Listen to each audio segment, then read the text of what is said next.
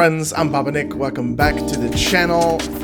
Call of Duty. Don't want to cover it. Didn't want to cover it. Didn't want to play it. But here we are. So if you're anything like me, you've looked at some of the reviews and you're still not sure about whether or not you should get Call of Duty. And you know what? I'm here to give you the answer. So let's look at Call of Duty as a whole in Modern Warfare 2, the remake.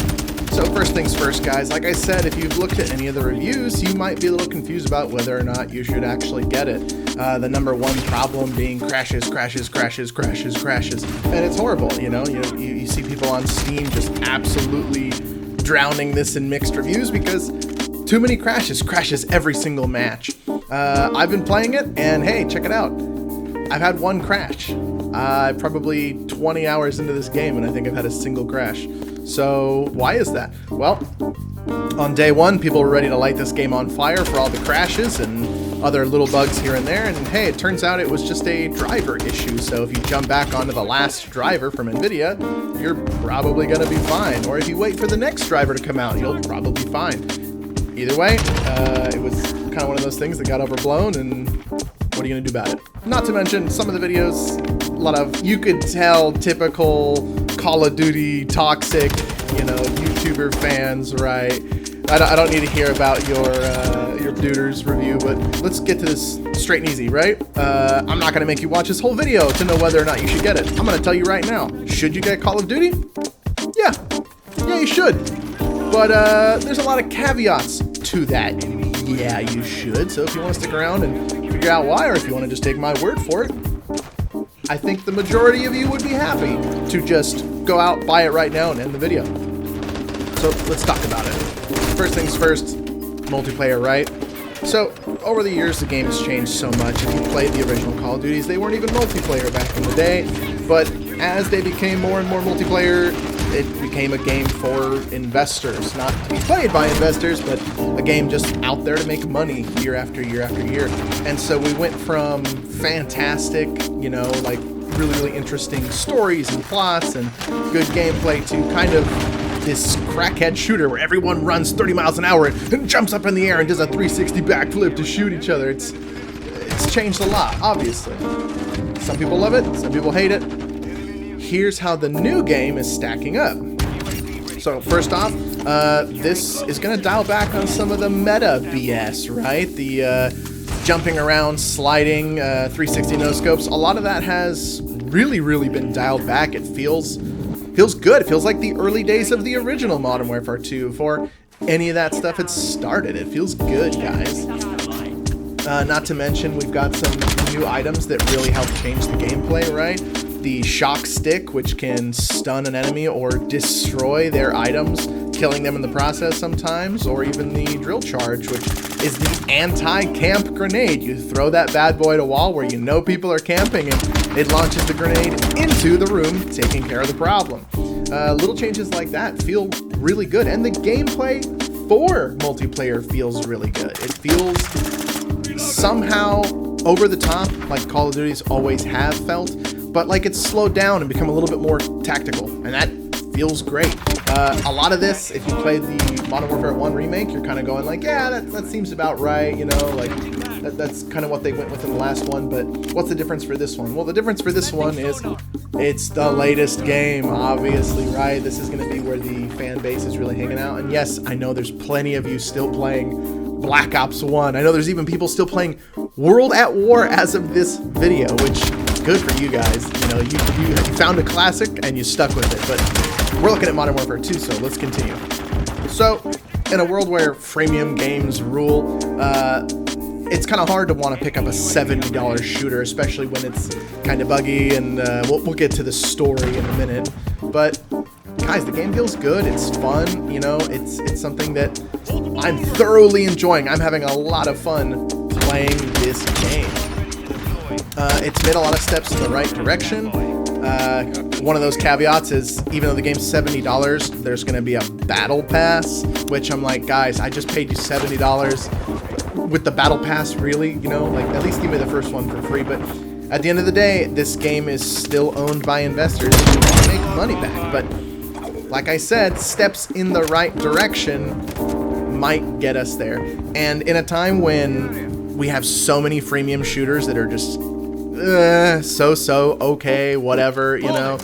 I mean, I've been sitting here playing Halo like crazy just because I'm bored, and they definitely shit the bed. 2042, which was supposed to be amazing and huge, absolutely dropped the ball. So in a world where there is not that many great shooters to play that were, released this year or even the year before, dude, yeah, go for this. This is gonna get your fix for a good shooter. Alright guys, let's address the story real quick. It's never going to be the same as original Modern Warfare 2. It was a special time in a world where single-player shooters were really all you had, story-based, maybe even split screen or the occasional online if you were lucky enough to have a PC in the early days. COD brought us these console shooters that were like many others, but something changed with Modern Warfare 1. They added tactical gear and it just felt so right. It felt so good to be a console player who could have these, frankly, PC player experiences, right? So after that, we get zombies and we're like, oh man, this Call of Duty thing's really blowing up. It's getting awesome. And then after that, we get to Modern Warfare 2. And for me and my friends, that's where it all changed.